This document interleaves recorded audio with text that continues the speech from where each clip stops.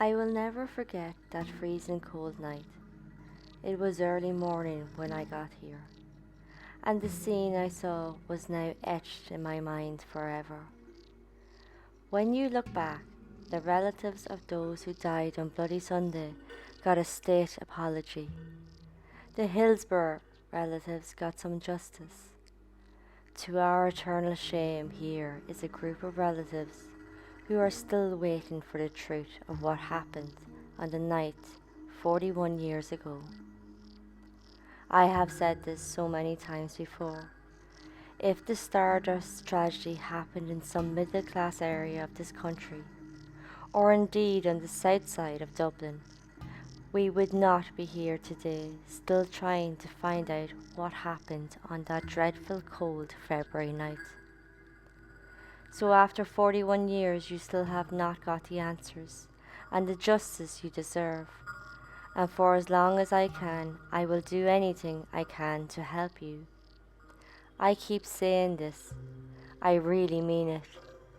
You are the most remarkable group of people. Charlie Bird, February 13th, 2022. This was the Stardust Fire, and this is the good, the bad, and the pure evil. So the building which was home to the Stardust nightclub was built in 1948, and at first was a food factory to Scott's Food Limited. This lasted for about 30 years. In 1978, the owners of Scott's, who were the Butterley family, converted the premises into an amenity centre that had a bar called the Silver Swan, a function room called the Lantern Rooms, and a nightclub called the Stardust. The club had a dance floor, a stage, 2 bars and 2 seating areas north and west of the dance floor. There was also tables and chairs on the dance floor area. The west seating area could hold a crowd of 280 people. The fire happened Valentine's Day, February 14, 1981, at about 1:30 a.m. Many people inside saw fire in different places at different times in the club that night. 841 people were in the club that night for a special St. Valentine's event. On that night, the owners of the club were given special exemption to serve alcohol from 11 p.m. until 2 a.m. In order to get this special exemption, the event was classed as a dinner dance. The fire is thought to have come from an electrical fault in the room beside the roof space. The first floor storage room had many flammable materials, including drums of cooking oil, nearly 45 5-gallons of it. Staff said they saw a small fire on a seat in an alcove behind a curtain. They would try put it out, but that failed. The blaze apparently came from a fire in the storeroom that came down through the roof tiles into the west alcove area, falling onto the backs on tops of seat benches covered in flammable PVC coating polyester fabric. This was also seen by a woman sitting across from the alcove. She said the temperature also went up, however there was no smell of smoke. Then the fire spread from table to table and chairs to chairs, jumping from one item to the next. Smoke started to be noticed by those inside and then the smell of burning. When first seen in the ballroom, the fire was small, but by 1:45 a.m. a ferocious burst of heat and thick, dense, coal-black smoke seeped from the ceiling, melting anything it touched, causing it to drip hot, burning sludge onto the people below.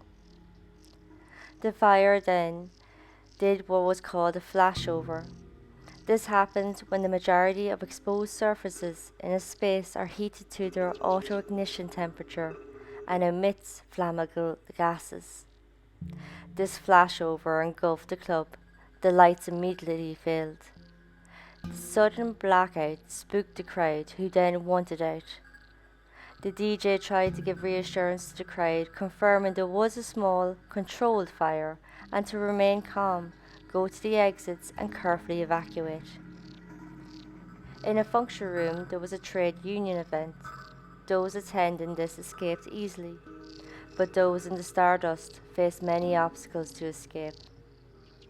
In the Stardust, there was 5 emergency exits, but most were locked by padlocks and chains. They were also blocked inside by tables, and even outside they were blocked by parked cars to have no one sneak in. The windows had steel plates or bars on them. Sledgehammers, axes, and even tow ropes from outside were used on the windows, but not a dent was made. When firemen arrived, they attached chains to their fire engines and onto the window bars to try pull them off, but still it didn't work. Once the lights went out, the thick smoke entered, making visibility zero. Widespread panic consumed those inside. Mass trampling happened as many instantly ran to the main entrance. Confusion in the smoke was rampant, having many run to the men's toilets, mistaking it for the exit. The firemen would find over 25 people trapped in the front toilets. A survivor said people were in panic, running everywhere in absolute pandemonium. This survivor did get out unharmed, but went back in to help others. During this, he fell and was trampled on, but he did survive. People outside also seen the fire and heard the people cry for help. They called the emergency services within minutes of each other. 2 other calls from inside came about of a 6-inch fire on a chair in the ballroom, west side of the building. At about 1:42 a.m, a call came to the Gardaí at Dublin Castle. The call was from a young man inside the Stardust reporting a robbery of his girlfriend's bag. The caller was hard to hear and or understand. By the time the Gardaí got to the caller's name, screams interrupted the conversation and the caller hung up. From the calls for help, ambulance from Dublin Fire Brigade, Eastern Health Board, Dublin Civil Defence, the Red Cross, Order of the Malta Ambulance Corps, St John Ambulance Ireland and the Airport Fire Rescue Service were all sent to the scene. The first engine got there about 1:51 a.m. They found bodies piled on top of each other inside the doors. The ambulance crew grabbed as many as they could, some having 15 casualties in the rig. CIE, or Chorus Umper Éireann, sent buses to take the injured. Local radio stations called upon people with cars to get to the club to help with transport. The hospitals prior that night were settling into the night shift, quietly checking on the sleeping patients when the doors burst open with injured and dying victims.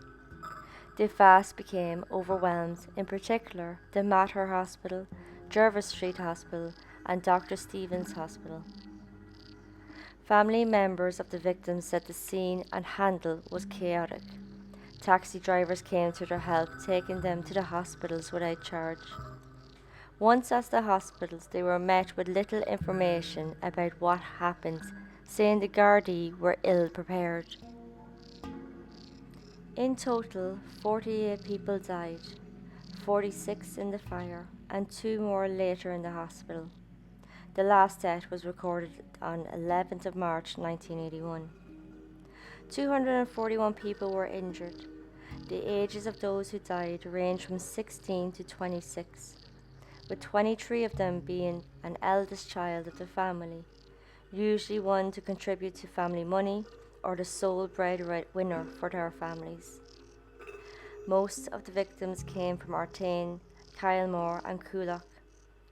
Half were under 18 and 16 were 17-year-olds and 4 were just 16-year-olds. In later years, the fire was suggested to be a suicide attempt of a group with 25 people. The families of the victims and those who survived had to fight in court for answers, compensation, accountability and justice. £10.4 million punt, or Irish pound, was paid to 823 individuals. 5 got £100,000, 24 got £50,000, with the majority getting from £5,000 to £10,000. Parents who lost their child got a max of £7,500. 2007, the bodies of 5 victims who weren't identified were exhumed. They were identified through modern DNA testing and were given their own burials. The first investigations will report that the fire was arson. Recently, though, this finding has been ruled out as there wasn't evidence to back up the idea, even at the time when it was reported. A tribunal inquiry under Justice Keane held a public meeting 12 days after the fire. They concluded in November 1981 and said cause was probably arson. This has been criticised and disputed from then on as it illegally took responsibility of the Buttleys. But the tribunal did point flaws in their safety standards. Justice Keane also pointed out and criticised the Buttleys and management at the Stardust regarding the locked or blocked emergency doors that night of the fire, calling it, quote, recklessly dangerous practice, end quote. In 1986, another tribunal, this was the Victims' Compensation Tribunal. It was headed by Judge Barrington, Solicitor Smith, and Barrister O'Flaherty, who is now a judge. The aim of this tribunal was to focus on monetary compensation for the victims and their families. Testimony from survivors, victim families, friends, and even co-workers were given. The three men, Barrington, Smith, and O'Flaherty, wrote an opinion based from the testimonies that the treatment to the victims was neglect and many were given no medical support after the fire. 2009, 4 relatives of those who died in the fire gathered and held a sit-in at government buildings in a security hut. They were calling on the government to open a new investigation. The protest worked and the government commissioned an independent examination chaired by Paul Coffey, senior counsel of the case submitted by the Stardust Victims Committee, to reopen an inquiry into the Stardust Fire disaster. But lack of evidence and because so much time had passed, it wasn't seen in the public's interest to reopen a public inquiry. However, public record was advised to be changed, particularly paragraph 6.167 in the original inquiry, to remove the wording arson, replacing it with, quote, the causes of the fire is not known and may never be known. There is no evidence of an accident origin, and equally there is no evidence of a deliberate fire start, end quote. After this, the Dáil had a vote on February 3, 2009, that the arson idea was hypothetical, and no one at the Stardust that night can be held responsible for the fire. From this, the finding arson in the original report has been removed as the cause, as no solid evidence suggests it was done on purpose or maliciously. Despite many testimonies about the locked or blocked fire exits, which clearly breached fire safety regulations, the owners never ever faced charges and have never ever apologised. June 2018, a campaign to get as many signatures as possible on a postcard to appeal to the Attorney General of Ireland to finalise the coroner's report of the 48 who died in the fire. September 25, 2019, Attorney General announced a fresh inquest to be done on the 48 who died in the Stardust Fire in 1981. From the horrific accident, the owners, Butlery, went after a claim of compensation against the city because of the initial arson conclusion. They were eventually awarded £580,000 or Irish pound. Fire safety was hugely looked at after the fire, with many recommendations being made. They would look at the Summerland disaster of 1973 on the Isle of Man for lessons learned and changes made. Starting at the very basics, providing fire extinguishers and leaving fire exits clear and not locked were all implemented. If these had been adhered to on the night of the fire, it could possibly have prevented many deaths. September 18, 1993, the Stardust Memorial Park in Bonnybrook was opened by Lord Mayor of Dublin, MacGullia. 2006, Eamon Butley planned to reopen on the site. People were outraged and this began to protest from victim families and their supporters. The protest lasted 10 weeks and ended with an agreement from the Butler family to erect a memorial on site and not name the pub the Silver Swan, the original name of the pub attached to the Stardust, instead naming it Artane House. February 13, 2011, that afternoon, a Stardust memorial was done in St. Joseph's Church, Coolock, followed by a wreath laying at the Stardust Memorial Park. The next evening, a candlelight vigil was held at the Stardust grounds. July 1985, the singer Christy Moore was found guilty of contempt of court from a song he wrote, They Never Came Home, which is allegedly about the Stardust victims and appears to point blame at the owners and government. It had lines like, quote, in a matter of seconds confusion did reign, the room was in darkness, fire exits were chained, end quote. And also lines like, quote, hundreds of children are injured and maimed, and all just because the fire exits were chained, end quote. From reading it, it implies the blocked exits were solely responsible for the deaths and injuries. The song was banned on Christie's album, Ordinary Man. The album was removed from circulation and reissued without the song. But some with the original song was sold and said to be rare and collectible. The song is still banned in Ireland as libelous, but at the 2006 protest of the opening of the Silver Swan, the song was played for 10 weeks. It was first played from 6 to 8 p.m. as families and supporters protested. It was played for so long that 3 tapes of the song failed. Then a CD only lasted 8 days. And finally an MP3 player played the song lasting a week of the protest. We may never know exactly what happened that night, but 48 people lost their lives and 241 were injured, sending shockwaves in families, friends and the community. Hopefully, maybe one day justice might come to the victims and families of the dead from this horrific event, when their loved ones went out and never came home. Thank you all for listening.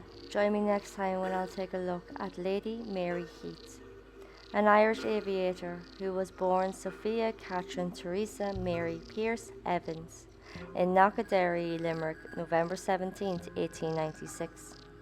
She was the original heroine of the skies before Amelia Earhart and Amy Johnson. She went on to become the first person to fly solo across Africa from South Africa to London, an incredible journey she did in an open-air cockpit. But what goes up must come down. Until then, this was the good, the bad, and the pure evil.